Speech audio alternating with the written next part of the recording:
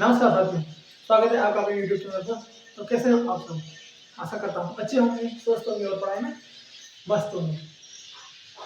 तो अब तक अपनी 13 क्लासें वीडियो रूप से कवर हो चुकी है और आशा करता हूँ कि धीरे धीरे इसे अपना बढ़ता जाएगा।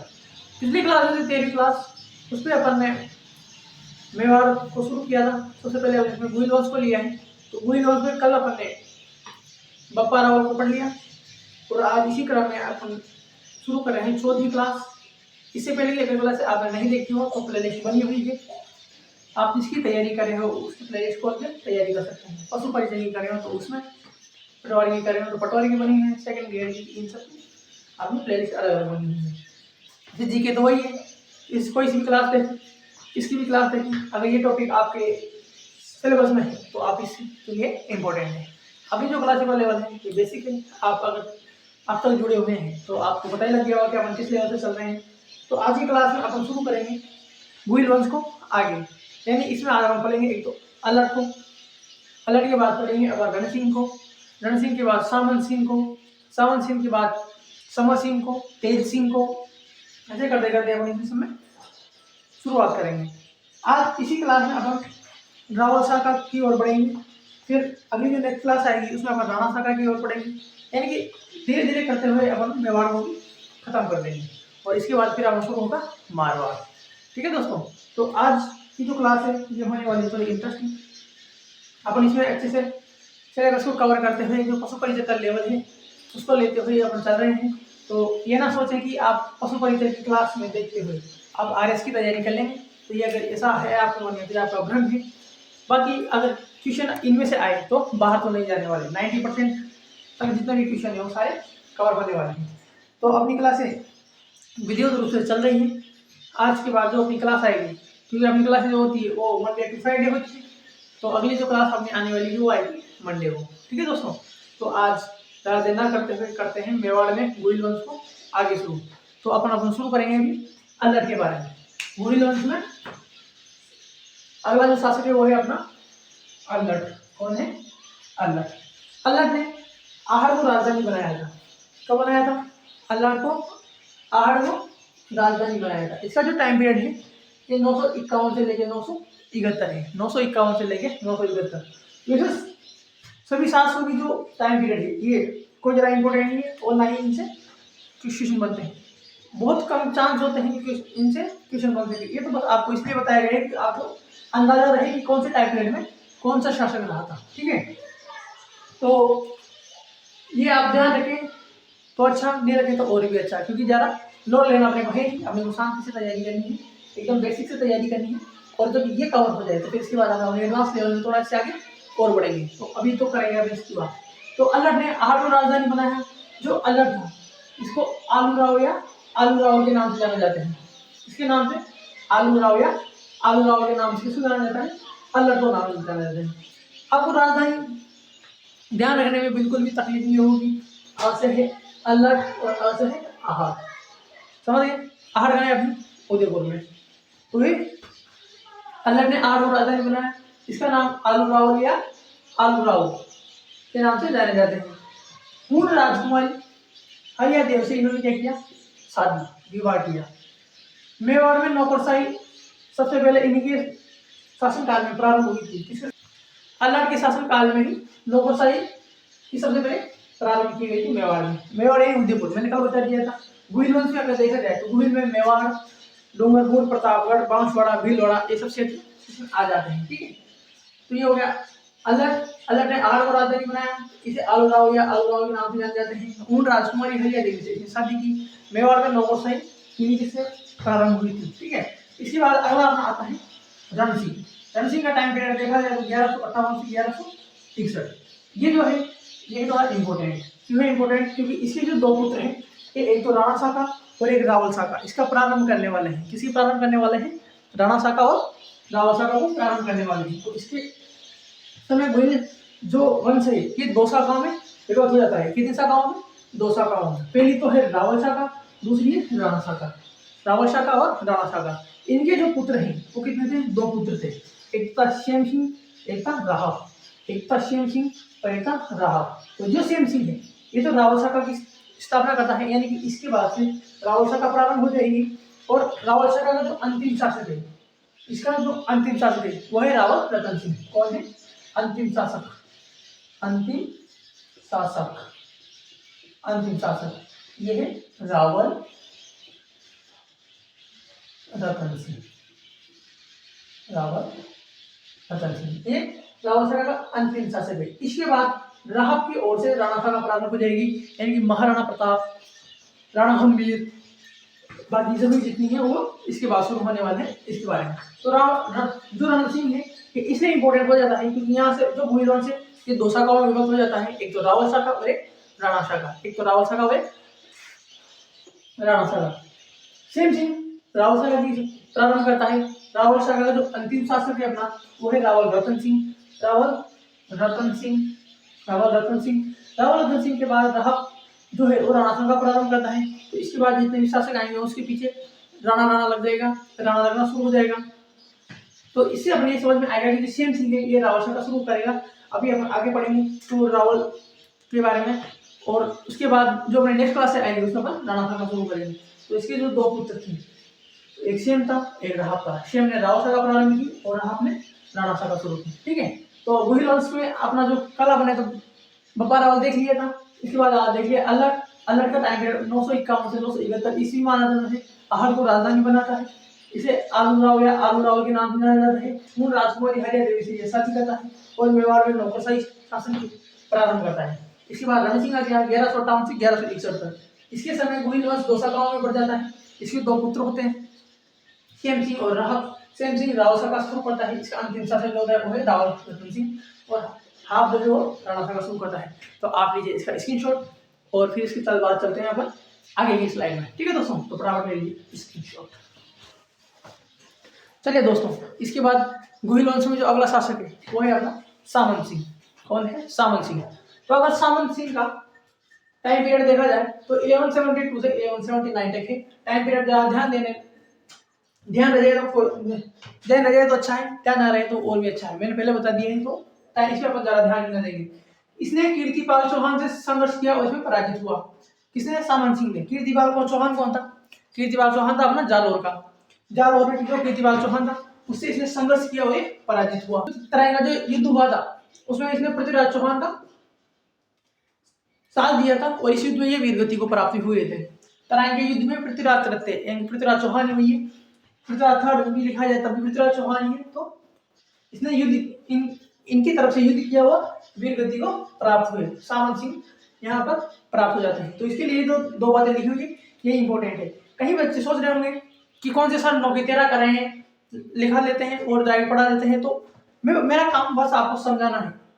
मैटर तो आपको अगर आप गूगल पे सर्च करोगे टॉपिक डालेंगे तो पता नहीं कितना आ जाएगा। तो आप उसमें सिलेक्टिव जो पढ़ना होता है वो देना है और जो ये समझाना होता है। और जो अपना बैच है मैंने बता दिया पशु परिचय के हिसाब से, तो अपना ये टारगेट है किसी कोर्स जो कंप्लीट है अपने को अप्रैल तक कवर करना है, क्योंकि अप्रैल मई के बीच में अपना एग्जाम होने वाला है। तो वहां तक अपने को कवर कराना है। और अगर मैं एक एक शब्द को लिखने लग जाऊँ तो कितना टाइम, इसको 6 महीने में भी कवर नहीं कर सकते। तो इतना टाइम तो मेरे पास है ही। इसके बीच में तो इसलिए उसको कवर करा के आपका रिविजन भी कराना है बेस्ट तरीके से। ठीक है, ऑब्जेक्टिव टाइप में हर तरीके से आपको ये जो भी एग्जाम आ रहा है उसके लिए अच्छे से कंप्लीट कराना और अच्छे से तैयार कराना मेरा उद्देश्य है। तो आप ये ध्यान ना दें कि सर लिखा के पढ़ा रहे हैं या कैसे करें, आप बस समझने पे ध्यान दीजिए। ठीक है, मैं आपको अच्छे से समझा रहा हूँ, समझिए।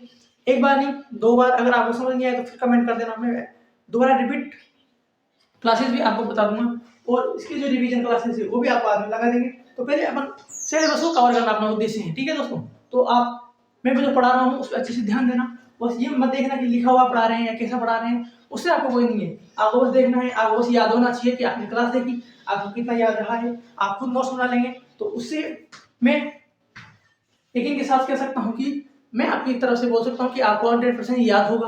और जब आप क्लास में बैठेंगे वहाँ पेपर देने तो आपको बहुत सारे क्वेश्चन आराम से आ जाएंगे। ठीक है, तो ये ध्यान ना दें कि कैसे पढ़ाने हैं। मेरी पढ़ाने की शैली यही है, मैं आपको बस अच्छे से समझा रहा हूँ ना। मैटर जितना मैटर दे रहा हूँ ये इतना सफिशिएंट है और इतना शानदार मैटर है कि आप भी जब एग्जाम टाइम पे जब आप खुद क्वेश्चन देखेंगे तो इससे बाहर कहीं नहीं जाएंगे। ये मेरी 99% गारंटी है। ठीक है, इसके बाद आप देखते हैं अपन कुमार सिंह। जो कुमार सिंह है ये 1179 से 1191 तक शासक बना।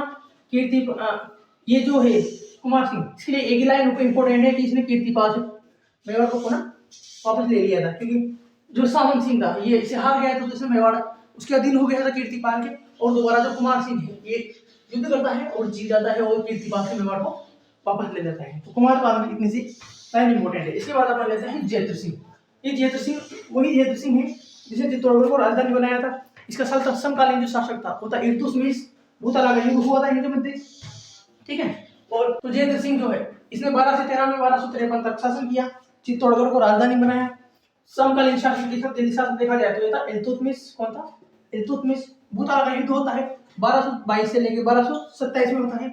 जयद्रथ सिंह के जो सेनापति थे वो एक बालक था और एक मर्दन था। ये जो है इम्पोर्टेंट भूतनाग का युद्ध हुआ था, भूतनाग का युद्ध ये इम्पोर्टेंट है। इसमें सन भी पूछा जा सकता है, तो सन भी आपको ध्यान रखना है 1222 से 1227। और जयद्रथ सिंह के जो सेनापति थे ये बालक और मर्दन थे। तो डायरेक्ट क्वेश्चन पूछा जा सकता है कि जो भूतनाग का युद्ध था उसमें से जयद्रथ सिंह के सेनापति कौन थे? तो बालक और मर्दन।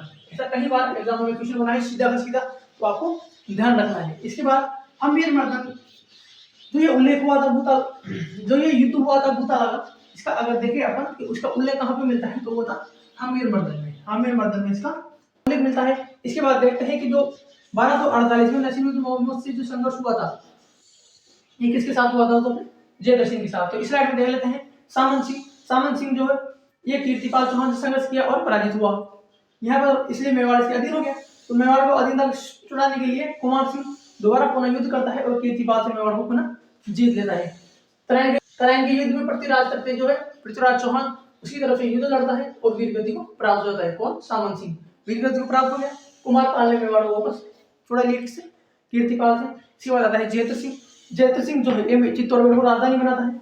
किसको बनाता है? चित्तौड़गढ़ को राजधानी बनाता है। समकालीन दिल्ली जो शासक था इसके समय वो था इल्तुतमिश।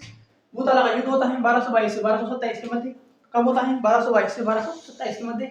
इसके बाद जयद्रथ सिंह के जो सेनापति है वो थे एक तो बालक था और एक था मर्दन, जो उनके नाम है बालक और मर्दन, कोई और ना समझे, ठीक है। इसके बाद हम जो मर्दन है इसमें उल्लेख जो युद्ध हुआ था इसका उल्लेख मिलता है इसमें हम्मीर मर्दन में। और 1248 में नसीरुद्दीन मोहम्मद से संघर्ष किया। किसने किया संघर्ष? जयद्रथ सिंह ने। जयद्रथ सिंह का संघर्ष इसमें अगर हम्मीर मर्दन के लेखक देखा जाए, ये जो हम्मीर मर्दन है इसका लेखक देखा जाए तो मैं यहाँ पे लिख देता हूँ हम्मीर मर्दन का लेखक जय सिंह सूरी। जय सिंह सूरी अगर पूछ ले तो आपको ध्यान होना चाहिए कि हम्मीर मर्दन का लेखक कौन था? जय सिंह सूरी था। तो मैं इसको कर लीजिए नोट डाउन और ले लीजिए स्क्रीनशॉट। इसके बाद मिलते हैं इसकी अगली स्लाइड में, तो आप ले लीजिए इसका स्क्रीनशॉट। चलिए साथियों, इसके बाद अपना जो गुजरात का अगला शासक है वो है तेज सिंह। टाइम पीरियड देखा ज्यादा तो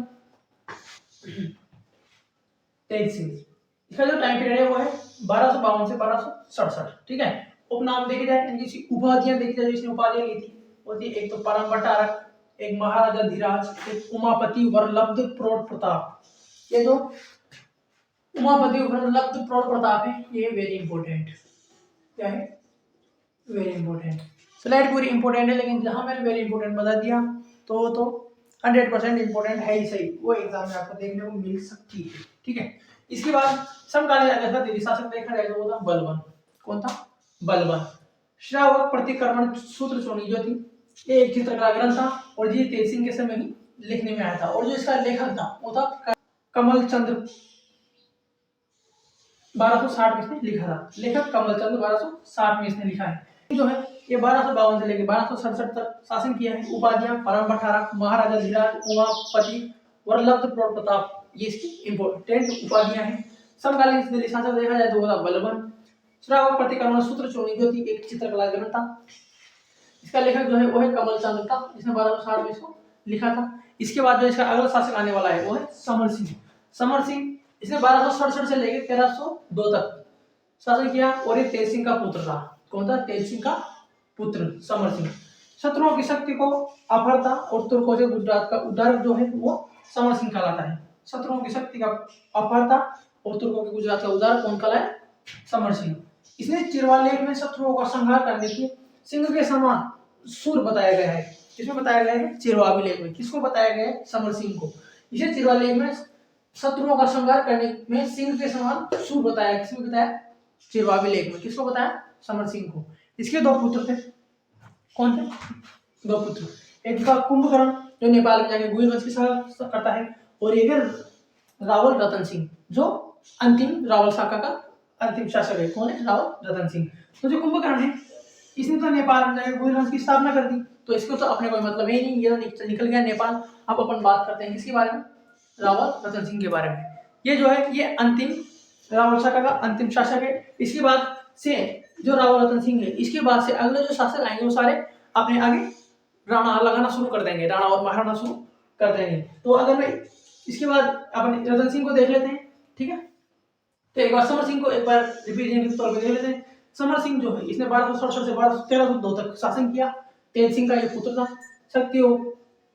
शत्रुओं की शक्तियों का अपहरण करता, तुर्कों से गुजरात का उद्धार कौन कहलाया? समर सिंह कहलाया। चिरवावी लेख में शत्रुओं को श्रृंगार करने के सिंह के समान शूर किसको बताया गया है? समर सिंह को। इसके दो पुत्र थे, कुंभकर्ण और नेपाल। कुंभकर्ण ने गुहिल वंश की स्थापना कहाँ कर दी? नेपाल में जाकर। और अब बात करेंगे रावल रतन सिंह की, तो आप ले लीजिए इसका फटाफट इसकी। अब इसमें अपन देखते हैं रावल रतन सिंह, जो रावल शाखा क्या है? अंतिम शासक है रावल रतन सिंह। तो जो रावल रतन सिंह है ये रावल शाखा का अंतिम शासक था रावल रतन सिंह। टाइम पीरियड इसका देखा जाए तो 1302 से 1303। इसने मात्र 1 वर्ष शासन किया। कितना? 1 वर्ष शासन, ठीक है। इनकी जो रानी थी वो थी पद्मिनी। कौन थी? पद्मिनी। तो अब बात करते हैं पद्मिनी के बारे में। सबसे पहले अपन पद्मिनी को देख लेते हैं। पद्मिनी जो है ये सुंदरता में इतनी श्रेष्ठ थी कि ये पानी भी पीती थी, तो इनकी यहाँ जो पानी पीती थी तो इनकी यहाँ से हलक था वो एकदम बिल्कुल बेगैरता दिया करती थी। यानी कि जो हरे यार इनकी नसें थी ये इतनी सुंदरता में इतनी गोरी थी, मतलब इसका रूप का कोई बखान नहीं कर सकता, इतनी गोरी थी। पद्मिनी जो थी ये अपने भारत में एक जगह है श्रीलंका। क्या है? श्रीलंका। श्रीलंका में भी एक स्थान है सिंगल द्वीप। क्या है? सिंगल द्वीप। सिंगल द्वीप में एक राजा था जिसका नाम था गंधर्वसेन और एक रानी थी जिसका नाम था चंपावती। तो जो पद्मिनी थी ये गंधर्वसेन और चंपावती की क्या थी? पुत्री। चंपावती की पुत्री थी। अब आप सोच रहे होंगे ये तो श्रीलंका का और ये थे अपने मेवाड़ यानी कि राजस्थान के, इनके संबंध कैसे बने और इनकी शादी कैसे हुई? तो आइए उस बारे में बात करते हैं। तो जो पद्मिनी है इनके पिताजी गंधर्वसेन के दरबार में एक पंडित जी थे। क्या थे? पंडित जी। और जो इसके बारे में रूप में सब जानते थे। और पंडित जी पद्मिनी को इनको एक तोता, इनको एक हीरामन तोता था जो गिफ्ट में देते हैं। क्या देते हैं? तोता। जो पंडित जी थे ये मन ही मन पद्मिनी को पसंद भी किया करते थे, क्योंकि इनका जो इतना रूप था उस रूप के सौंदर्य को देख के ये इनसे प्रभावित थे और इनको मन ही मन पसंद करते थे। लेकिन ब्राह्मण देवता यानी कि ब्राह्मण होने के कारण ये डायरेक्ट राजा से नहीं बोल सकते थे कि मैं आपके पुत्री को पसंद करता हूँ और उसे विवाह करना चाहता हूँ, ठीक है। तो ये चुप चुप के इनको निहारा करते थे महल से ही। और इनका जो तोता था वो पद्मिनी को जो तोता दिया गया था वो तोता है जो पद्मिनी के बारे में सारा बखान, रोज जो बातें होती थी वो सब कुछ एक वो बोलने वाला तोता था, तो सब कुछ एकदम याद ही करता था। एक दिन क्या होता है, पद्मिनी जो है ये किसी कार्य से कक्ष से बाहर चली जाती है और इनका तोता जो है वो पिंजरा तोड़ के वहां से उड़ जाता है। क्या करता है? तोता वहां से निकल जाता है और तो तोता उड़ता उड़ता कहाँ आ जाता है? पंडित जी के पास। कहाँ? पंडित जी के पास।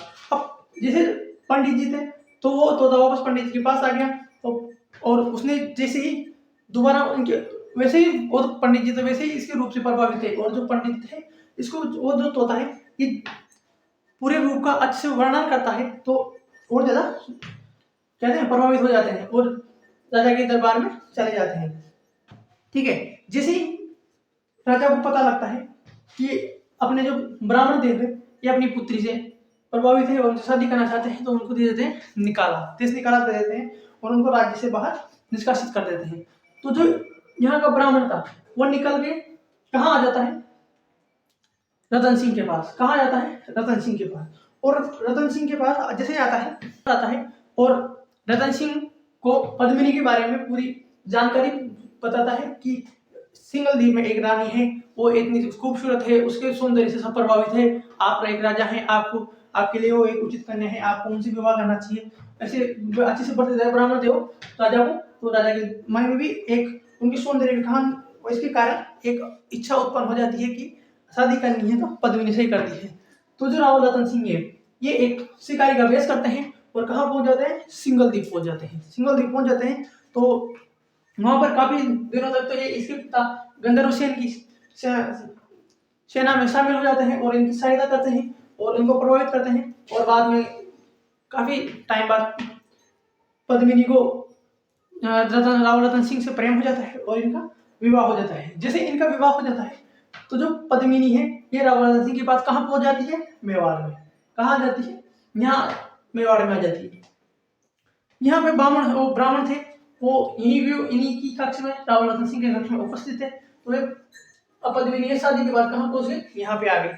अब आगे ऐसा होता है कि जो ब्राह्मण थे वो इस पद्मिनी को पसंद किया करते थे और जैसे वहां निहारा करते थे वैसे ही छुप छुप के यहाँ पर भी रावल रतन सिंह के जब वो कक्ष से बाहर रहते थे तो पद्मिनी को निहारा करते थे। तो ये बात पता चल गई रावल रतन सिंह को कि ये बामन देव तो थोड़ा कपटी टाइप है, इसने बता तो दिया और रानी बता कि शादी तो करा दी, लेकिन ये इसको भी रानी को देखता है। तो यहाँ से रावल रतन सिंह जो है ब्राह्मण देव को यहाँ से भी रवाना कर देता है कि ब्राह्मण देव जी आप यहाँ से जाइए, अगर उसको हत्या करे या कैद करे तो इसको पाप ना लग जाए, इस वजह से इसको यहाँ से निकाल देते हैं। इसके बाद जो वो ब्राह्मण देव थे वो कहाँ चले जाते हैं, दिल्ली। दिल्ली किसके पास जाते हैं, अलाउद्दीन खिलजी के पास। कहाँ जाते हैं, अलाउद्दीन खिलजी के पास।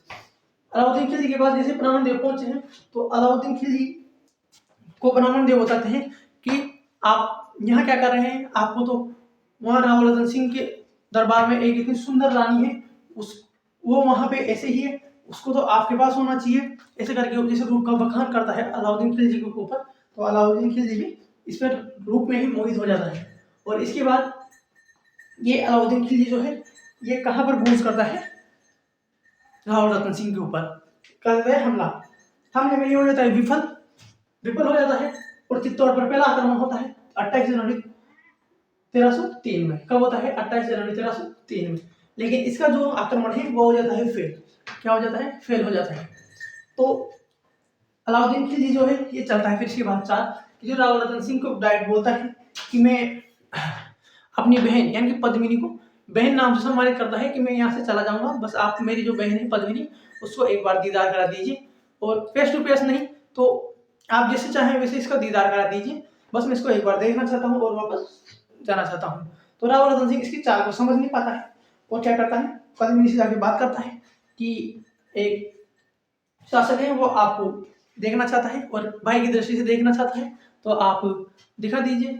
तो पद्मिनी रावल रतन सिंह के दरबार में आकर तैयार हो जाती है कि ठीक है ऐसा कर लेते हैं। तो देखने की व्यवस्था कुछ ऐसा होती है कि पद्मिनी खड़ी होती है अपने महल के मंजिल पर, वहां पर एक आईना लगा होता है, आईने की परछाई तालाब होता है, एक तालाब उसमें पानी था, उसमें उसका दर्पण दिखाया जाता है। लेकिन अलाउद्दीन खिलजी को जैसे पद्मिनी का स्वरूप जैसे ही वो आईने के सामने आया और आईने का दर्पण तालाब में पड़ा, तो उसका पानी में जो दर्पण पड़ा उसी को देख के अलाउद्दीन खिलजी ने देखकर इतना मोहित हो गया कि उसको लगा कि जो स्त्री केवल पानी में देखने पर भी इतनी सुंदर दिखाई दे रही है वो वास्तव में कितनी सुंदर होगी जो रियल में दिखाई देती है। और यहीं से आ जाता है अलाउद्दीन खिलजी के दिमाग में दोबारा कचरा। तो अलाउद्दीन खिलजी बोलता है, दीदार हो जाता है। उसके बाद पद्मिनी एक सेकंड के लिए आई और वापस चली गई। लेकिन जो अलाउद्दीन खिलजी है ये बोलता है अपने रतन सिंह से कि चलो ठीक है मैं जाता हूँ, लेकिन आप मुझे बाहर गेट तक तो छोड़ने आओगे। और आपने जो राजपूताना की धरती पे है, इस जो वो मेहमान की दृष्टि से मेहमान के नाते आया था तो उसका अच्छे से सम्मान किया, उसको वापस गया छोड़ने। और जैसे ही गेट के दरगाह गेट तक बाहर छोड़ने जाता है तो जो अलाउद्दीन खिलजी है ये रावल रतन सिंह को क्या बोलते हैं चालाकी से और अपनी चापलूसी के कारण इसको धक्का देके गेट से बाहर निकाल देता है और इसको बंदी बना लेते हैं और अपने साथ अपने खेमे में ले जाता है और अपने साथ वहां ले जाता है। ठीक है, फिर इसके बाद इस शर्त रखता है कि मैं रावल रतन सिंह को छोड़ दूंगा, लेकिन मुझे क्या चाहिए, पद्मिनी को मेरे साथ भेज दो, मैं रावल रतन सिंह को छोड़ दूंगा, बाकी मुझे किसी से कोई मतलब नहीं है, मुझे तो रानी पद्मिनी चाहिए। तो रानी पद्मिनी अपने जो रावल रतन सिंह के सेनापति थे गोरा और बादल, इनके साथ मिलकर एक चाल आगे थी। ये भी एक चाल थी कि ठीक है मैं आती हूँ, लेकिन मैं अकेले आगे क्या करूंगी, मेरे जितनी मेरे दासियां थी वो भी मेरी तरह ही सुंदर है, तो मैं भी इनको साथ लेके आती हूँ। तो आप अकेले मुझे अकेले की कह रहा, आप तो सारी रानियों को साथ लेके जाइए। और अलाउद्दीन खिलजी इसके लिए हो जाता है तैयार। और यहाँ भी इस चाल में जो पद्मिनी है ये सैनिकों की अपनी सैनिकों को महिलाओं के वस्त्र बनाकर और पालकी में बिठाकर इसको करते हैं रवाना। और इसके बाद फिर युद्ध होता है अलाउद्दीन खिलजी और रावल रतन सिंह के सेनापतियों और पद्मिनी के साथ। और इसमें इनकी हार हो जाती है, चित्तौड़ पर आक्रमण हो जाता है और इसमें चित्तौड़गढ़ पर अलाउद्दीन खिलजी जीत जाता है। और इसमें अलाउद्दीन खिलजी जीतता है और रावल रतन सिंह की हार हो जाती है। इसके साथ जो पद्मिनी है ये वापस आती है और अपने ये भी इसमें क्या हो जाती है शहीद। तो इसमें रानी पद्मिनी होगी। जो इस सब के बारे में जो इतना सब बताया है, इसका जो अपना जो इसके बारे में बताया गया है, इसका जो उल्लेख है ये मिलता है पद्मावत में। और पद्मावत का लेखक कौन है, मलिक मोहम्मद जायसी ने, मलिक मोहम्मद जायसी के बारे में इसमें बताया गया है। तो ये इतनी रामायण जो थी ये पद्मिनी, रावल रतन सिंह और अलाउद्दीन खिलजी के मध्य चली है। इसमें ये भी आ गए हैं पिताजी और माताजी किसकी, पद्मिनी की। तो ठीक है, अब इसको देख लेते हैं एक साथ। आपको उम्मीद करता हूँ स्टोरी अच्छी लगी होगी। ठीक है, तो इसमें रावल रतन सिंह है जिसे 1302 से 1303 में शासन किया। अंतिम रावल सागा का जिसका है वो है रावल रतन सिंह। रानी पद्मिनी थी पद्मावत मलिक मोहम्मद जायसी, जो 1540 में लिखी गई। इसमें इनका उल्लेख मिलता है। दिल्ली के उसके समकालीन जो शासक था वो था अलाउद्दीन खिलजी। अलाउद्दीन खिलजी ने चित्तौड़ पर आक्रमण किया। कब किया, 28 जनवरी 1303 में। रावल रतन सिंह के सेनापति कौन थे इस युद्ध में, गोरावत बादल। चित्तौड़ को जीतकर एक के द्वारा जो नाम दिया गया चित्तौड़ का वो हो गया खिरजाबाद। क्या किया, खिरजाबाद, यानी चित्तौड़गढ़ का नाम खिरजाबाद कर दिया गया। अलाउद्दीन खिलजी ने जो अपना पुत्र था खिरज का, इसको यहाँ का शासक बनाया, जीत लिया। इसके बाद इसको शासक बना दिया।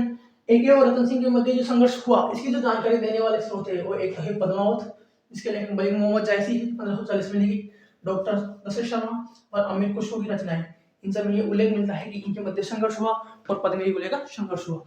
और अलाउद्दीन जो आक्रमण का कारण है वो पद्मिनी को माना, ये किसने माना है, मलिक मोहम्मद जायसी ने। किसने माना, मलिक मोहम्मद जायसी ने। ये हो गया अपना रावल रतन सिंह।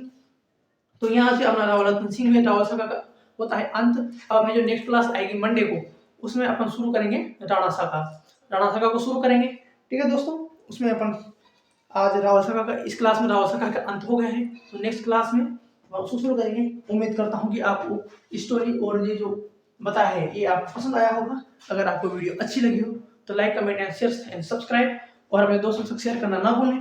ठीक है दोस्तों, और ठीक है तो मिलते हैं अब नेक्स्ट वीडियो में मंडे को। तब तक के लिए राम राम, जय हिंद साथियों।